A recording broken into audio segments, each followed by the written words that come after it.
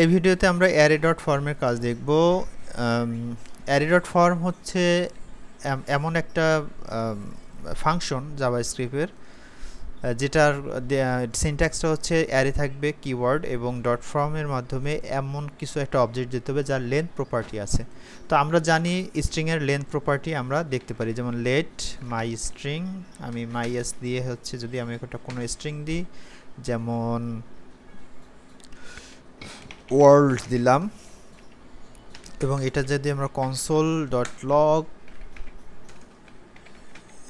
এটার যদি আমাদের এই ভ্যারিয়েবলের বা এই স্ট্রিং ডট লেন্থ দেই, লেন্থ যদি দেই, দেখেন এখানে কতগুলো ওয়ার্ড আছে সেটা আমরা দেখতে পারি। তাহলে লেন্থের মাধ্যমে এরকম যদি কোনো অবজেক্টের যদি লেন্থ থাকে, মানে লেন্থ দিয়ে কোনো কিছু যদি কোনো মান পাওয়া যায়, এরকম জিনিসকে হচ্ছে আমরা অ্যারেতে কনভার্ট করতে পারি। এটাই হচ্ছে সহজ বিষয়।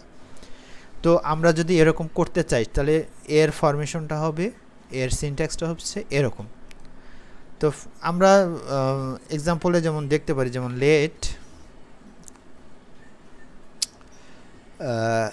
লেট মাই টেক্সট, আমি একটা যে কোনো একটা টেক্সট নিলাম, যেমন BNGLADESS বাংলাদেশ। এটাকে যদি আমরা অ্যারেতে কনভার্ট করতে চাই সেক্ষেত্রে আমরা কি করব, আমরা অ্যারে ডট ফর্ম নেব এবং এটা নতুন একটা অ্যারে রিটার্ন করে। সেই ক্ষেত্রে আমরা আরেকটা নেই, লেট নিউ অ্যারে, এরকম আমরা নিলাম।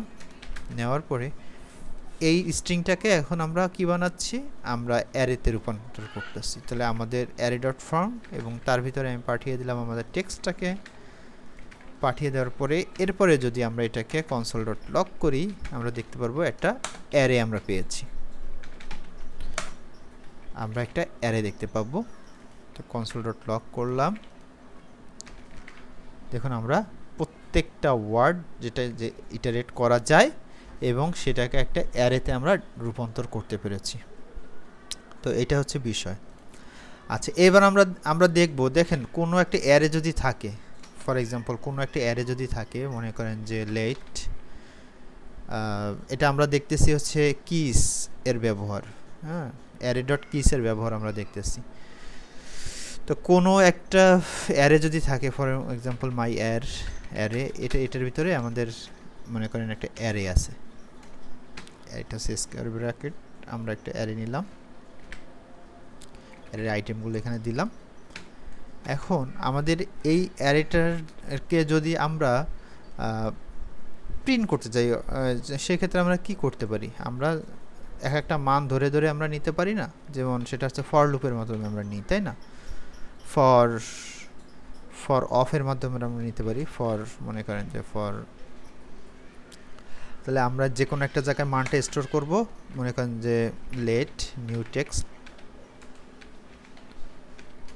এইখানে হচ্ছে আমরা মানগুলো স্টোর করব এবং সেটা হচ্ছে ফাইনালি আমরা প্রিন্ট আউট করব, এক একটার ভিতরে যে মানগুলো নিয়ে নিয়ে প্রিন্ট আউট করব। তাহলে হচ্ছে আমরা এখানে লেট এক্স, আমরা অফ কিসের জন্য, এই অ্যারের জন্য, অ্যারের প্রত্যেকটার মান যায় হচ্ছে এক্সে স্টোর হবে এবং সেটাকে আমরা কি করতে চাই, আমাদের এইটার ভিতরে স্টোর করতে চাই। তাহলে এটা আমাদের নিউ টেক্সট প্লাস ইকুয়াল আমরা কি করতে চাই, এই এক্সকে হচ্ছে প্রিন্ট করতে চাই। তাহলে এক্সকে নিলাম এবং প্রত্যেকবার কি হবে, সেটার সাথে সে কি করবে, মানটাকে হচ্ছে সে একটা বিয়ার, মনে করেন একটা সে লাইন ব্রেক করে দিবে। আমরা একটা বিয়ার ট্যাগ নিলাম, ওকে। তো এবার যদি আমরা এই নিউ টেক্সটটাকে যদি আমরা যেমন ডকুমেন্ট, আমাদের ডকুমেন্টে যদি এটা রাইট করে দেই, সেখানে যদি আমরা নিউ টেক্সটটা দিই, আমাদের প্রত্যেকটা মানে অ্যারের প্রত্যেকটা এলিমেন্ট আমরা প্রিন্ট করে আমরা এখানে দেখতে পাচ্ছি। এই তো এখন আমরা যদি চাই যে না, আমরা হচ্ছে এইটার এই ভ্যালুগুলোই হচ্ছে আমরা নেব না, আমরা যদি এইগুলোর ইন্ডেক্সটাকে প্রিন্ট করতে চাই, ইন্ডেক্স, আবারও বলছি, আমরা তো ভ্যালুগুলো দেখলাম, যদি আমরা ডিরেক্ট ইন্ডেক্সটাকে প্রিন্ট করতে চাই সেটা আমরা কিভাবে করব। ইন্ডেক্স প্রিন্ট করার জন্য আমাদের একটা ফাংশন দিয়ে দিয়েছে, সেটা হচ্ছে অ্যারে ডট কি।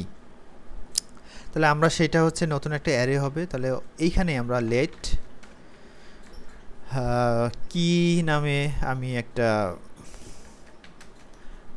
একটা ভ্যারিয়েবল নিলাম, এবং সেখানে হচ্ছে কি করব, আমরা আমাদের মেইন ভ্যারিয়েবল ডট যদি কিস লিখি, যদি আমরা লিখি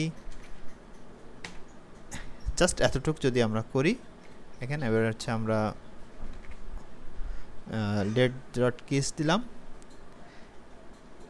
এবার সে কি করবে, এবার হচ্ছে আমাদের এই কিগুলোকে সে নিয়ে আসছে, এখানে কিগুলোকে নিয়ে আসে। তাহলে এটা যদি আমরা এবার এক্স অফ কি দেই, দেখেন আমরা কি পাচ্ছি, এখানে কয়টা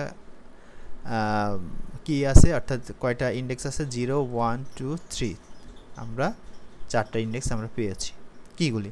এখন যদি এরকম হয় যে আমরা কি চাই এবং ভ্যালুও চাই, এরকম যদি আমরা চাই যে আমরা প্রথম ভ্যালু দেখলাম, এবার কি বের করতে পারলাম, এবার যদি আমরা কি এবং ভ্যালু দুইটা যদি দেখতে চাই, সেটাও আমরা করতে পারবো। সেই ক্ষেত্রে আমাদের করতে হবে হচ্ছে এখানে কিসের পরিবর্তে আমাদের এনটিআরস দিতে হবে। এনটিআরস দিলাম এবং এখানে আমি ভেরিয়েবলটা যা আছে তাই রাখলাম। এটা যদি আমি প্রিন্ট আউট করি, দেখেন তাহলে 0-এর জন্য ব্যানানা, 1-এর জন্য অরেঞ্জ, অর্থাৎ ইন্ডেক্সের জন্য যার সোজা যে আছে সেটা হচ্ছে আমরা প্রিন্ট আউট করে দেখতে পাচ্ছি। তো এভাবে আমরা এনটিআরস এবং কিসের ব্যবহার করেও বের করতে পারি। এবার সর্বশেষ হচ্ছে আমরা একটা দেখব, সেটা হচ্ছে অ্যারে স্পেয়ার্ড। অ্যারে স্পেয়ারটা কি, স্পেয়ার্ড মানে হচ্ছে সরিয়ে দেওয়া। হ্যাঁ, স্পেয়ার অর্থ সরিয়ে দেওয়া। স্পেয়ারটা দেখতে কীরকম, 3টা ডট এরকম থাকে, এরকম যদি থাকে সেক্ষেত্রে তুমি ছড়িয়ে দাও, মানে কোনো একটা জায়গায় মনে করেন আপনি হেলিকপ্টার থেকে বনের ভিতরে বা যেখানে আগুন লাগছে সেখানে আপনি বালতি ধরে পানি ছড়িয়ে দিলেন, এরকম স্পেয়ার করলেন। সেই স্পেয়ার্ড নামে একটা কনসেপ্ট আছে অ্যারেতে। তো এটার মূলত কাজ করে হচ্ছে অনেকগুলো যেমন অ্যারে থাকে, সেই অ্যারেগুলোকে যদি আমরা মনে করেন আমরা যেটা আগে আমরা দেখেছিলাম, যেমন কনস্ট্যান্ট, মনে করেন যে অ্যারে 1 নামে একটা অ্যারে আছে, বা আমরা এখানে W3 স্কুলে যে এক্সাম্পলটা আছে সেটাই দেই, যেমন Q1 কোয়ার্টার 1 এরকম, যেমন এখানে জানুয়ারি, ফেব্রুয়ারি, মার্চ, এপ্রিল। এখন আমরা আগে যেটা শিখেছি সেটা যদি আমরা মনে করেন কনস্ট্যান্ট যদি আমরা নিউ একটা অ্যারে বানাতে চাই, সেক্ষেত্রে আমরা কি করতাম, মনে করেন নিউ অ্যারে লিখে আমরা কনক্যাট করতাম, তাই না? আর নিউ একটা কিওয়ার্ড নিউ 1 নামে দিই, তাহলে আমরা যে কি করতাম, কনক্যাটিনেশন করতাম। তাহলে আমরা Q1 ডট কনক্যাট করে আমরা এখানে প্রত্যেকটা অ্যারের নাম দিয়ে দিতাম, মনে করেন যে Q2 Q3 Q4, আমরা এরকম দিতাম। দিয়ে এরপরে যদি আমরা এই অ্যারেটাকে হচ্ছে কনসোল করি, console.log, যে নিউ 1 নামে যদি এটাকে হচ্ছে আমরা, তাহলে দেখেন আমাদের এই সব কয়টা মিলে কিন্তু একটা অ্যারে চলে আসছে, তাই না? প্রত্যেক সব কিছু মিলে কিন্তু একটা অ্যারে, এইভাবে আমরা কনভার্ট করে দিছি। কিন্তু স্পেয়ারের কাজটা হচ্ছে জাস্ট কিছুই না, যেটা হচ্ছে ওই একই থাকবে। এখানে মনে করেন আমি ইয়ার নামে একটা কিছু দিলাম, দিয়ে এটা স্পেয়ার করে দিলাম। স্পেয়ারকে আমরা করলাম একটা নতুন একটা অ্যারে নিলাম, সেটার ভিতরে 3টা ডট দিয়ে এই যে Q1 কে নিলাম, আবার স্পেয়ার করলাম, এই যে ছড়াই দিলাম আর কি। এবার হচ্ছে Q2 নিলাম,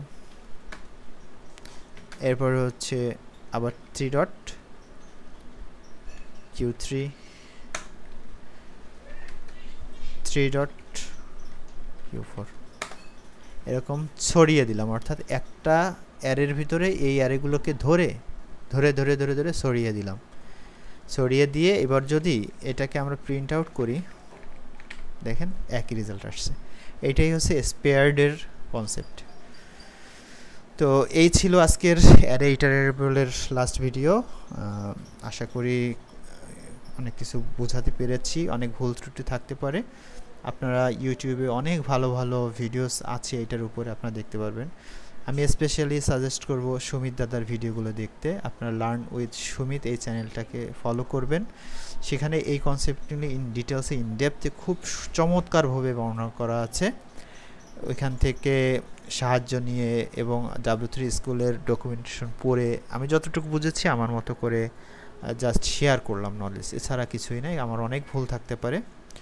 তো আশা করি আপনাদের লার্নিং শুভ হোক।